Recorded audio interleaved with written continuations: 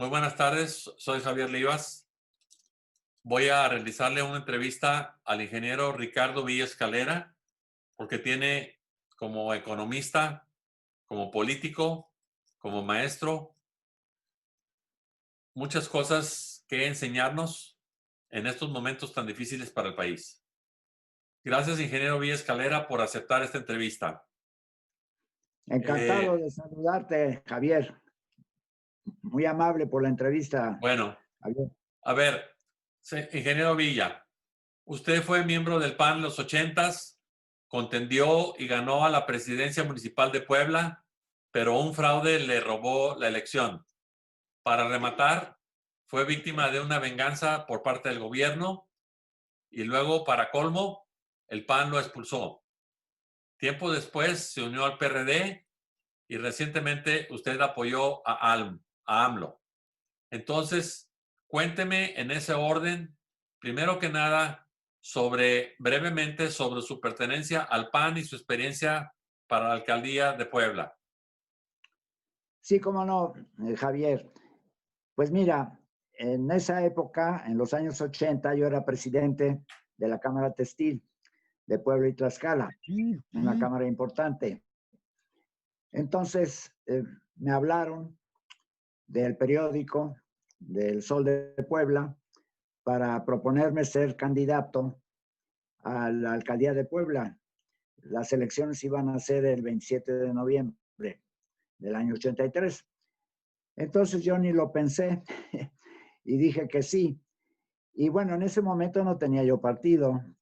Yo realmente era un candidato independiente. Entonces, pues tanto el Partido de Acción Nacional como el Partido del Gallito, el Partido Demócrata, ¿verdad? Que se llamaba en esa época, según me acuerdo, sus siglas. El No sé PDM. si era PDM, exactamente.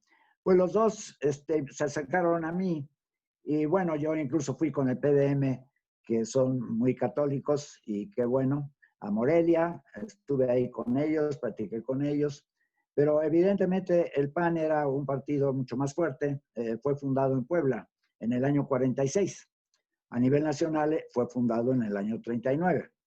Y yo tenía algunos conocidos aquí en Puebla. Y bueno, pues hubo una mujer que hay que darle mucho crédito, que se llama Chayito Huerta, que me invitó y que estuvo pues muy pendiente de que yo eventualmente llegara al partido. El partido lo estaba dirigiendo pues un buen amigo, hijo de un amigo de mi padre, Alejandro Cañedo Benítez. En realidad, él quería ser el candidato a alcalde. Pero bueno, ya al entrar al partido, pues tuvimos que tener pues una asamblea, ¿verdad? Para competir. También había otro hombre muy capaz, David Brauis y de León. Total, competimos y bueno, pues yo gané por un voto, así de fácil. Y eso que me quisieron hacer trampa dentro del PAN en ese momento. Bueno, es toda una historia y pues no nos podemos meter en tanto detalle. Entonces, ¿Y cómo bueno, pues estuvo la elección para la bueno, alcaldía? ¿Qué pasó en esa elección? la elección oficial, bueno, pues sencillamente arrasamos, ganamos 7-1, fue un despertar cívico, político bárbaro, nunca antes visto en la ciudad de Puebla. Se llenó el Zócalo de Puebla, las manifestaciones eran multitudinarias.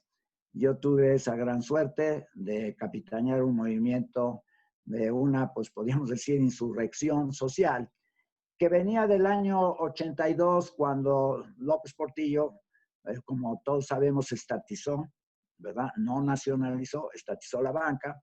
Entonces, bueno, la gente, yo creo que se empezó a asustar, porque de hecho el PRI ya tenía pensado el estatizar varias empresas, varias industrias muy importantes. En sus diferentes estatutos ya lo tenía previsto. Y lo puedo decir porque es conveniente que la gente lo sepa, la industria alimenticia, la de la construcción, la farmacéutica, incluso la textil. Si había un viraje ahí, posiblemente hacia, bueno, como todos sabemos, el nacionalismo revolucionario, ¿verdad? Entonces, bueno, el caso es que el despertar cívico fue tremendo. ¿Y Y bueno, la comisión municipal electoral qué dictaminó?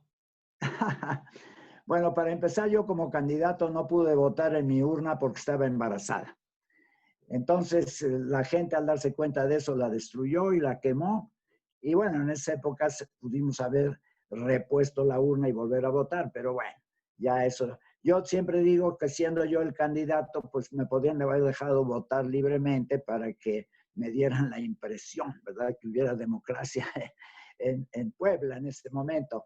No, fue un desastre total, un fraude total. El ejército estuvo presente, el ejército se llevó las urnas, en fin, ganamos en todas partes, fue abrumador, vaya, 7-1, pues esa es la realidad.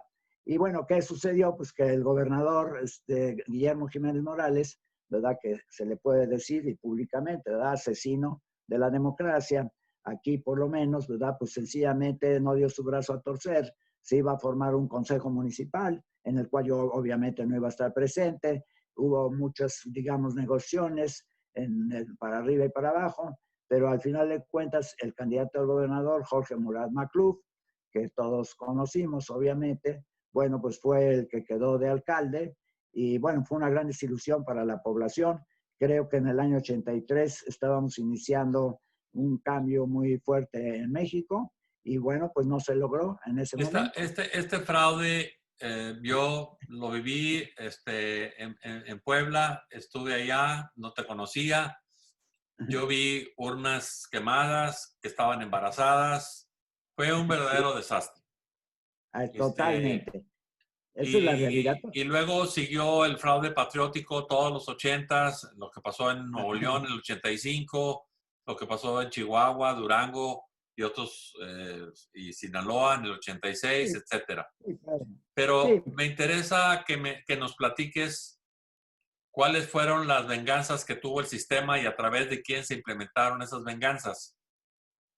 bueno, Hay un mira, eso fue en el personaje año... que todavía No, pues no, actualmente sigue figurando no, y que fue no, clave. no, no, mira, desde luego en el año 83 tuvimos ese triunfo. En el año 85 el partido dijo, bueno, pues ¿qué tal que estemos participando en las diputaciones federales?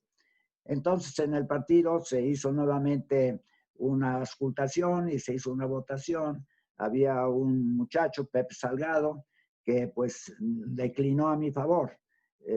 Pepe Salgado eventualmente fue atacado y como resulta de ese ataque físico, ¿verdad? Por gente seguramente del PRI, tuvo un aneurisma y murió al año siguiente. Por eso lo menciono, porque es algo que pues es relevante, ¿no? Bueno, yo me lancé a la Diputación Federal y habiendo ganado todos los distritos de Puebla, pues cómo no iba yo a ganar un solo distrito, ¿verdad?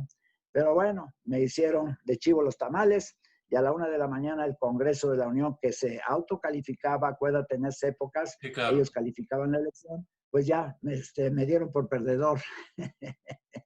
Y bueno, pues entonces en el año 85, pues ya la verdad la gente estaba muy molesta porque pues yo creo que fue una mala táctica del gobierno, ¿verdad? De Miguel de la Madrid Hurtado, al que después perseguí por todo el mundo, para demostrarle que pues no se puede actuar, ¿verdad? Con cobardía.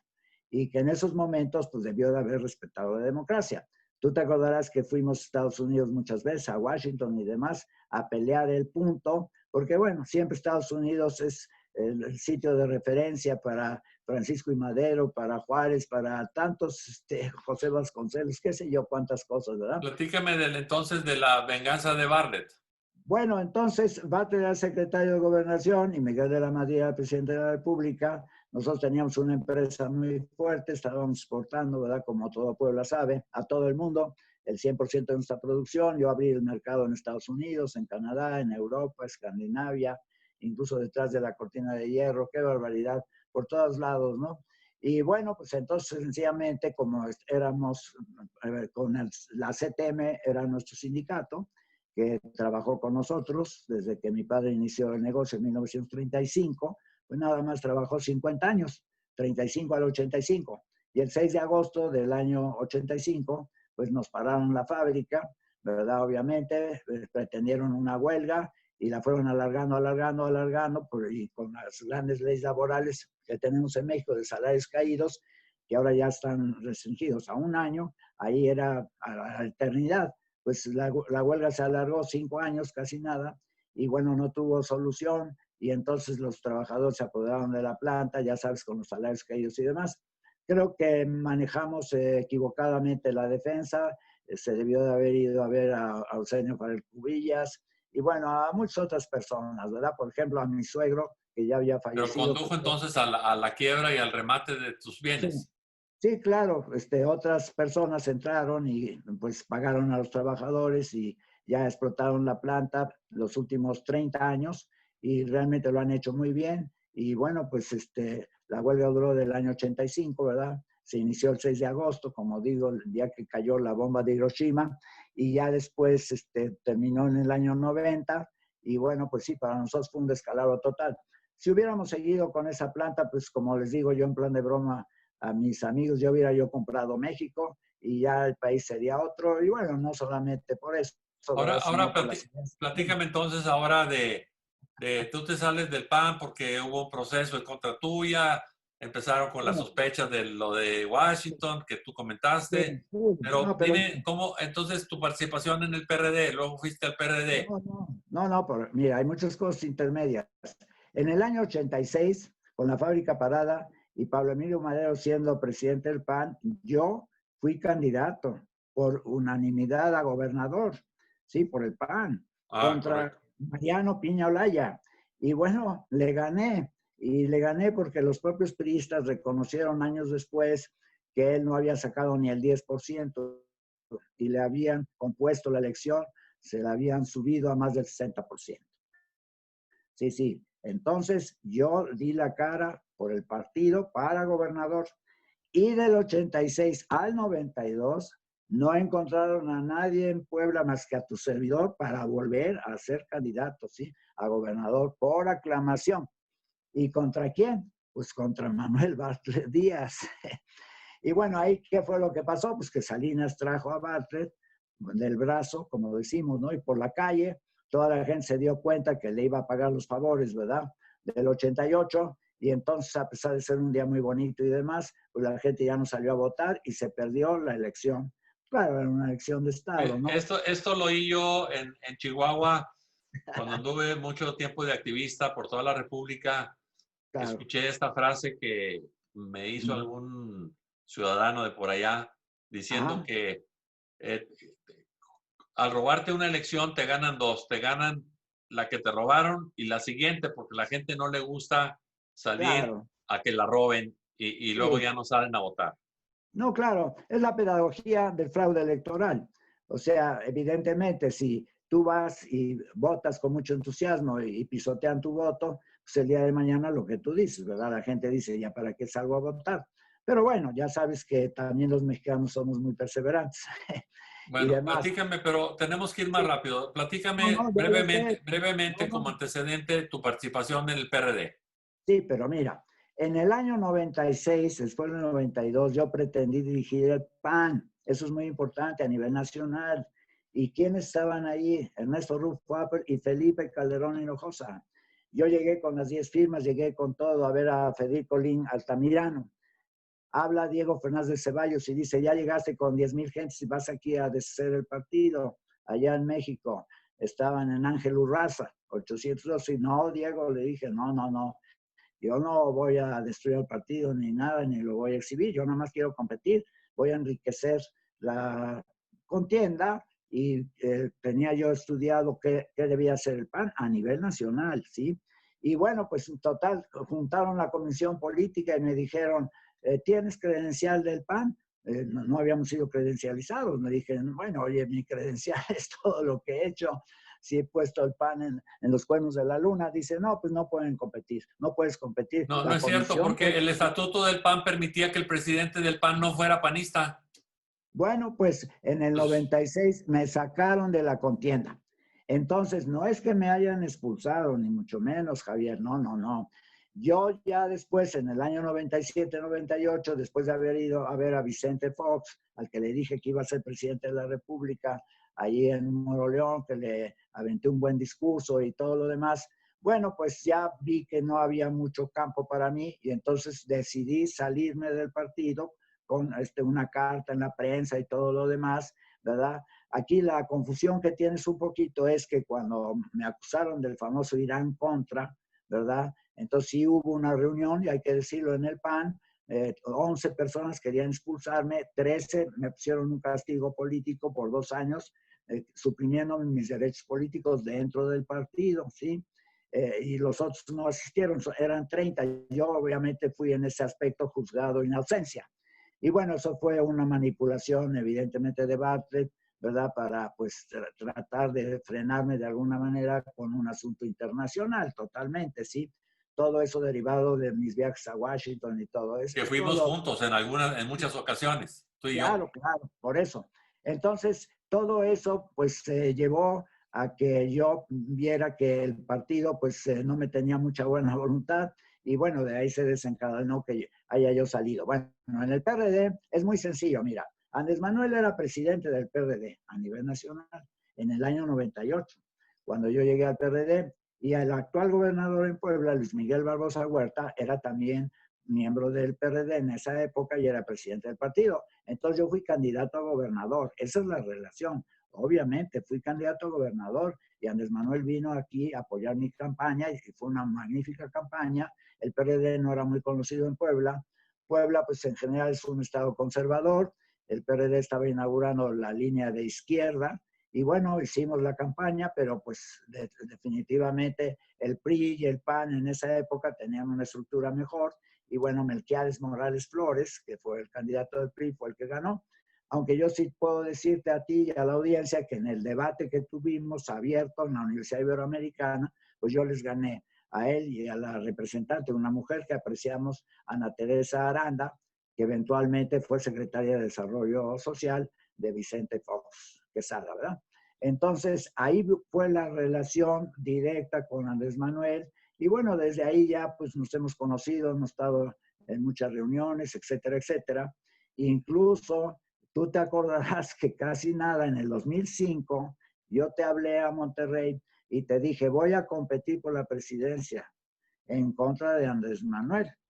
Y tú me dijiste, ay, qué bueno. Le dije, es necesario abrir el partido para que no sea un solo candidato. Entonces me puse a trabajar en ese asunto porque nuestro amigo, un ingeniero Cuauhtémoc Cárdenas Solórzano de tantos años, ya el 5 de julio del 2005 se retiró de la contienda interna del PRD. Entonces yo unos cuantos días después, pues al ver que no había ningún candidato, yo le entré, pero tenía muy pocos días, ¿verdad?, para recabar firmas y muchas cosas de esas, y bueno, ya no fue posible cumplir con los requisitos del partido. Entonces, evidentemente, Andrés Manuel se fue solo, yo le escribí una carta, etcétera, etcétera, y quedamos en muy buenos términos, y además Leonel Cota Montaño, que era el presidente del PRD, ¿verdad?, me dijo, oiga, ingeniero, para esta contienda interna vamos a necesitar bastante dinero. Y le dije, bueno, no sé de qué se habla. No, pues me dijo de 30 millones.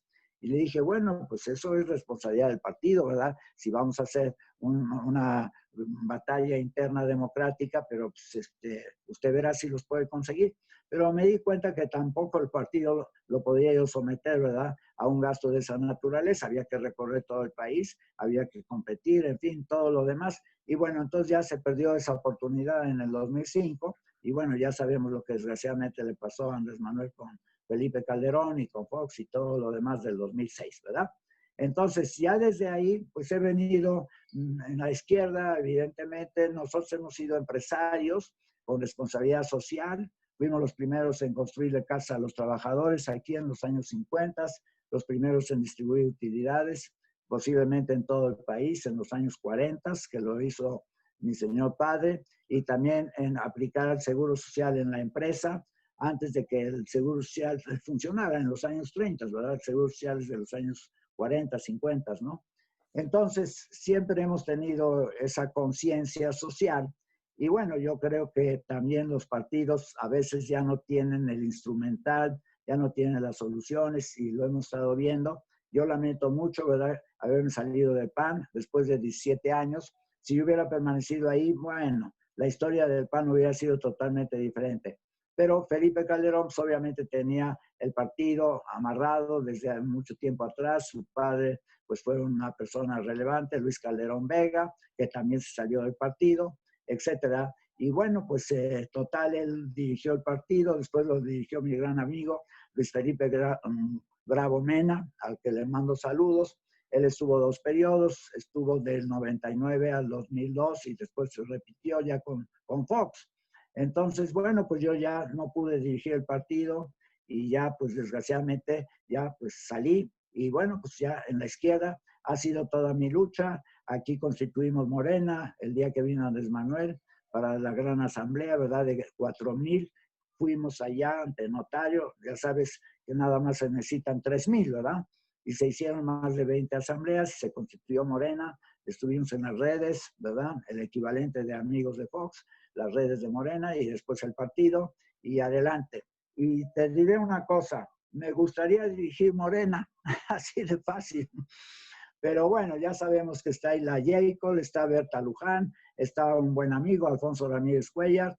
Y bueno, sobre Morena Bueno, tengo muchas ideas. No, no vamos a... yo creo que ahí ya dejamos tu aspecto político Así es. perfectamente claro para Uy, los que vayan a ver esta entrevista, pero a sí, mí me claro. interesa mucho hablar sobre un tema directo en el área de conocimiento que creo que eres uno de Ujú. los economistas más competentes que hay en el país Ajá, y estás al tanto de los números fuertes e importantes para el país.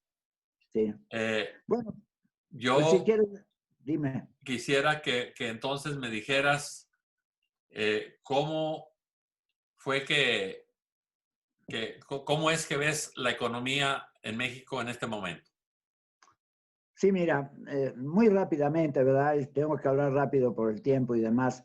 Yo me gradué de ingeniero en Estados Unidos en el 57. Después me fui a Inglaterra a hacer prácticas en Manchester, ¿verdad? La cuna de la revolución industrial, ingeniero textil. Después me fui a Oxford.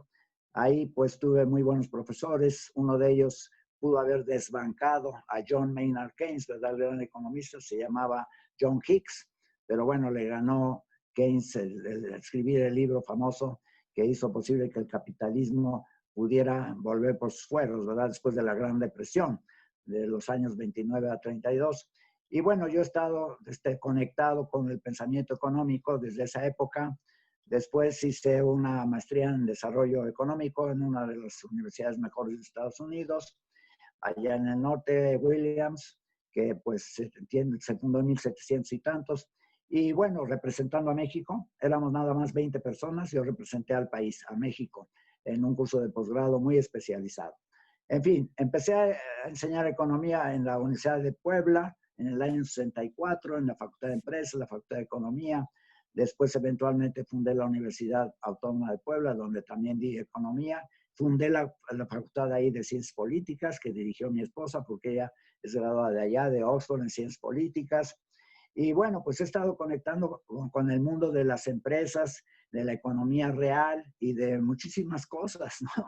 Así que imagínate, iba yo a estudiar planeación económica en la Unión Soviética, en fin, conozco el capitalismo y todos los derivados del capitalismo, todas las ideas obviamente socialistas, las planificaciones, como digo, centralmente, que tienen ciertos países o que han usado, incluso la francesa, ¿verdad? Que es una planificación indicativa, etcétera. Y bueno, pues, ¿qué te quieres que te diga? La economía Quiero que me mexicana no... digas directamente qué capital necesita, qué cantidad de inversión necesita México para salir adelante y de dónde la podríamos obtener o la tendríamos que obtener. Claro. Pues México necesita por lo menos 250,000 millones de dólares de inversión. Todo el ¿Y de mundo lo dónde sabe, saldrían esos? un 25% del PIB. Pues tiene que salir del sector público, del sector privado, de los grandes capitalistas, por ejemplo, Antonio del Valle, ¿no? Que el capitanía el Consejo Mexicano de Negocios, le prometió a Peña Nieto 32,000 millones de dólares, a Andrés Manuel más o menos la misma cifra, 33,000. El gobierno mínimo debía estar invirtiendo 50,000 millones de dólares, quizás 100,000, y ya llevamos ahí 130,000 millones. La inversión extranjera directa son unos 40 o quizá, no sé, no creo que llegue a 50,000, ya serían 180. Y lo demás, todas las empresas de México, que es 1 millón de empresas, son empresas pequeñas, medianas y todas le echan ganas y ahí pues en vez de tener el dinero en el colchón, pues meterlo a la inversión. O sea, la inversión es básica, ¿no? Como decimos los economistas, con una relación capital-producto de 3 a 1, o sea, 3 unidades de capital y una de producto, o 4 a 1, pues podríamos llegar a crecer al 6%. Yo doy las cifras muy rápido, ¿no? La economía mexicana vale 1.200.000.000.000 de dólares, ¿no? Y la economía americana vale 24 trillones. O sea, nosotros somos el 5% de la economía americana, ¿no? Entonces, obviamente, para un crecimiento del 6%, pues nos metería al país 70.000.000.000 de dólares extras todos los años. Y para eso, pues hay que tener una inversión. Si la relación capital-producto es de 3 a 1, bueno, pues serían 210.000. Si es de 4 a 1, serían 280.000. ¿Y En cuanto consideras que más, hay las condiciones para que vengan los extranjeros a México? no, mira, aquí lo importante es hacer una alianza total, ¿no? Yo fui el primer presidente del CC aquí en Puebla y yo ayudé a fundar el CC a nivel nacional. O sea que la labor de Carlos Salazar Lomelín, de Francisco Cervantes como presidente de la CONCAMIN, ¿verdad? Y del propio Antonio del Valle, que conocía a su señor padre, etcétera, pues es fundamental, mira. Necesitamos ya un gobierno de unidad nacional, un gobierno en que todas las fuerzas vayan a lograr un plan nacional de desarrollo que ya está escrito y que por lo general se avienta así materialmente al cesto de la basura, porque ya sabes que por ley el país sí tiene su plan nacional de desarrollo. Bueno, si yo hubiera sido presidente el 1 de diciembre del 18, yo nomás le digo a todos, vamos a duplicar el PIB nacional en este sexenio. Si estamos en 20 millones de toneladas de acero, pues nos vamos a 40 millones. En la industria textil, si consumimos 2 millones de pacas de algodón, pues nos vamos a 4 millones y ya está. Entonces, hay que armonizar a todos los sectores. Ahora, hablando rápidamente, ¿verdad? Porque hay una cantidad de datos. Desde que entró el TLC, la agricultura mexicana, el sector primario, bajó de un 15% de contribución al PIB a un 5%. La industria perdió 10 puntos de contribución al PIB y todo lo demás se fue al sector servicios. Ahorita la economía mexicana está con 1 billón de pesos en el sector primario, unos 8 o 9 billones en el sector secundario, donde están las manufacturas, 10 millones, y el resto del sector servicios, ¿no? Que realmente pues no deja mucho dinero porque las inversiones para restaurantes y eso pues son bajas, ¿no? Entonces, tenemos que hacer varias cosas, ¿no? Llevar el sector primario a 3 billones. Llevar el sector secundario, pues por lo menos a unos 12 o 14 billones. Y ya completarnos con el sector servicios.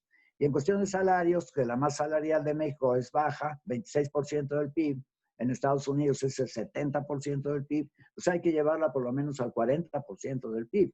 Y bueno, hay que hablar con el sector minero, que es otro asunto tremendo, ¿verdad? Porque, bueno, el saqueo que han hecho es grandioso y hay que ponerlos en la mesa y, en fin, hay que discutir todo entre todos. Y yo creo que ahí Andrés Manuel, pues, está cerrándose demasiado y, bueno, Es lo que te ahí, iba a preguntar. ¿Qué, a tu juicio, qué está haciendo bien Andrés Manuel y qué no está haciendo tan bien? pues mira, hay 3 ceros que ya le hemos colgado a Andrés Manuel, que lo aprecio y todo cuanto hay. 0 en economía, 0 en justicia y 0 en seguridad. Lo de Gers Manero, que tú eres amigo de él, bueno, pues nosotros conocemos todos sus artículos, vemos que la justicia es un problemón bárbaro en México, y bueno, pues a ver si ahora se saca la espina, ¿verdad? Con Lozoya y con el Marro y con todos los demás, ¿no? En economía, pues el primer año puro 0, ¿no? No pudimos crecer y vamos camino de perder todo el sexenio y llegar al 24 con el mismo ingreso per cápita que en el 18. Eso es verdaderamente terrible. Y además vamos a tener 10 millones más de mexicanos que nacen, ¿verdad? En eso somos muy buenos. Entonces, de 125 millones vamos a llegar a 135. Entonces, ¿qué vamos a hacer con todo eso, no? Y de la seguridad, bueno, ya para qué vamos a hablar.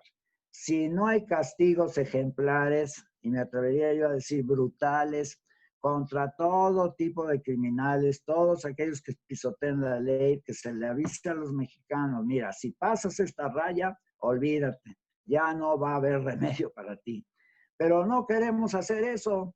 La verdad, andamos pasteleando por todos lados, se alargan mucho todas las cuestiones penales, en fin, todo tipo de juicios, tú lo sabes como abogado, y así vamos a un desastre. Mira, me gusta la idea de que estés combinando el mundo de la economía con el mundo de la justicia y la claro, seguridad, porque realmente van de la mano. Son los totalmente. ingredientes básicos del Estado. ¿Sí? Hay Y empresarios que ya están sacando su capital, que es pésimo, que ya se tú, quieren ir ¿qué del les país. O ya... dirías a los empresarios mexicanos? ¿Cuál es tu mensaje para los empresarios mexicanos? Bueno, los empresarios nacionalistas reales mexicanos, decirles que hay que defender esta patria y que hay que defender nuestros negocios y que hay que poner los negocios al servicio de la población, porque de hecho así es, a pesar de que se concentra la riqueza y demás, pero esa riqueza está, como le decimos, en fierros, está en inversiones, está al servicio del pueblo de México, aunque no lo parezca, ¿verdad? Porque hemos sido muy atacados. Ahora, los empresarios deben entrar en un plan nacional de acuerdo con el gobierno, definitivamente, y ganar mucho dinero. Y nosotros, a través de impuestos progresivos, quitárselos. Vaya, mi padre siempre dijo, mira, tenemos la capacidad para administrar negocios y demás, los demás no la tienen, tenemos una responsabilidad social. Cuando yo llegué a Inglaterra, el que ganaba más de 10,000 libras esterlinas, de los 20 chelines que tenía la libra esterlina, le quitaban 19. Ahí llegó el momento en que el empresario dijo, bueno, ¿para qué trabajo? Los empresarios vamos para adelante y no tenemos inconveniente en crear un gran excedente económico y en regresárselo a la sociedad. En primer lugar, a través del reparto de utilidades. Y ahora lo que dice Carlos Salazar Lomelín, que vamos a contribuir con el 15% del salario para las pensiones, más el 5% para la vivienda. O sea que si tú tienes, digamos, una nómina de 100 millones, 20 millones vas a estar contribuyendo a tus trabajadores, Bueno, ¿no? No es otra cualquier pregunta cosa. entonces, porque ya vamos a cortar esta entrevista que la he Uy, qué visto muy lástima. productiva. ¿Qué Sí. mensaje tienes Uh-huh. tú para los jóvenes de México? ¿Hay esperanza? ¿Vamos a crecer? ¿No vamos a crecer? ¿Cuánto tiempo Bueno, van a pues esperar a que crezca el mira, país? para los jóvenes no hay que desperdiciarlos. El bono demográfico lo hemos desperdiciado brutalmente. Eso es una responsabilidad tremenda, o más bien hemos sido irresponsables. Necesitamos crear 1,300,000 empleos al año. Eso lo hemos calculado desde hace mucho tiempo. No se ¿Y están cuántos se creando crearon el año pasado? 500,000. Vaya, estamos con déficits de 500, 800,000 cada año. Tenemos un rezago brutal. Entonces, tenemos que darles futuro, darles empresas, darles posibilidades. Hay que también fabricar muchos empresarios. Yo pondría una escuela para fabricar, aunque parezca un chiste, 5,000 empresarios al mes para que puedan llegar y desarrollar. Mira, yo tengo muchas ideas. Los municipios son 2,500, con ellos podemos gobernar México. ¿Cómo le hacemos? Les metemos 1 billón de pesos del presupuesto y les exigimos que gasten 8% en administración, 32% en infraestructura y 60% de proyectos productivos. Este país no va a salir si no hay proyectos de toda naturaleza. Y eso es responsabilidad de la clase empresarial, porque de 8 pesos que se invierten, 7 vienen del sector privado.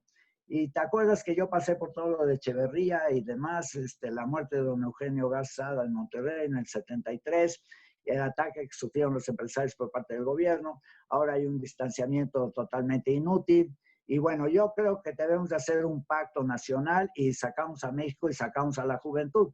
Lo que menos podemos ser es pesimistas, ¿no? Y decirle a los jóvenes, váyanse a Estados Unidos y demás. No, no se vale. Tenemos que lograr la sinergia nacional necesaria para que todos entremos en el juego y todos resolvamos los problemas de México. Y yo lo haría con mucho gusto y sin En, cobrar en, un centavo. en el lugar de, si estuvieras en el lugar de Andrés, ¿qué harías concretamente a partir de mañana? Uy, Dios mío. Bueno, pues miren, no es por adornarme, pero en primer lugar tendría yo un avioncito chiquito para poder visitar 4 estados en un solo día, ¿verdad? De los jets ejecutivos. Iría yo a todos los puntos de conflicto del país, tendría yo un staff a los que le exigiría que estuvieran pendientes de todo lo que pasa, todas las manifestaciones las recibiría yo, ¿verdad? En este caso el Palacio Nacional. Incluso me gustaría encabezarlas, especialmente si son en contra de mi gobierno. Hablaría yo con todas las voces disidentes, todos los académicos, ¿verdad? Ya sabes, Héctor Aguilar Camín. Pero eso implica ser una persona abierta a la crítica. Totalmente, totalmente. Mira, Bueno, el pues mayor crítico de mi gobierno sería tu seguro servidor. bueno, Yo hablaría de los posibles fracasos, no tanto de los éxitos. Hay que cuidar el evitar fracasos. un Así, total, último mensaje ya para concluir nuestra entrevista, ingeniero bueno, Villa. pues miren, México, lo puedo decir a mis 84 años, debería de ser un gran país. Las decisiones no se han tomado con la firmeza y la fuerza que deberíamos de haberlas tomado. Creo que hemos pasado mucho tiempo en una serie de discusiones baladís entre los partidos políticos. Creo que no hemos armado un gran plan para México y creo que no hemos sabido integrar a todos los sectores y factores importantes de la sociedad. Creo que debemos de hacer ese pacto nacional y caminar todos juntos, ¿verdad? Creo que eso es fundamental y todos los sectores deben de contribuir, el sector agrícola, el sector empresarial, desde luego el sector público, y debemos de tener un presupuesto mucho más grande, por lo menos de 8 billones, para que las necesidades de México se puedan resolver con cierta, pues podríamos decir, holgura, que ahora no tenemos. Necesitamos duplicar educación, duplicar salud y así muchísimas cosas en el país. Y bueno, atender el sector energético, eso es muy importante. Bueno, es un tema tremendo lo de Pemex, lo de la CFE y todo lo que ustedes quieran, ¿verdad? Así que bueno, hay mucho trabajo, tremendo trabajo, pero pues hay que saber atacar los problemas y con mucha sinceridad y una apertura muy grande y también una humildad, ¿verdad? De que uno pues tiene que apoyarse en muchas gentes que saben mucho, tienen grandes experiencias y todos ellos deberíamos de conjuntar un gobierno. Muchas gracias por esta entrevista. Creo que nos llevamos una cátedra Hombre, gracias. y esperamos poder volver a otra entrevista para cubrir algunos otros detalles que quedaron pendientes. Sí, cómo no. Quedo muy agradecido a ti, Javier. Ya sabes que te estimo muchísimo y que tú has sido un hombre muy valiente y que has luchado por la democracia y por las mejores causas de México. Síguelo haciendo. Muchas Arriba el gracias. derecho y arriba la cibernética que tú profesas. Muchas gracias. Estaremos hablando. Estaremos al habla, Javier. Encantado.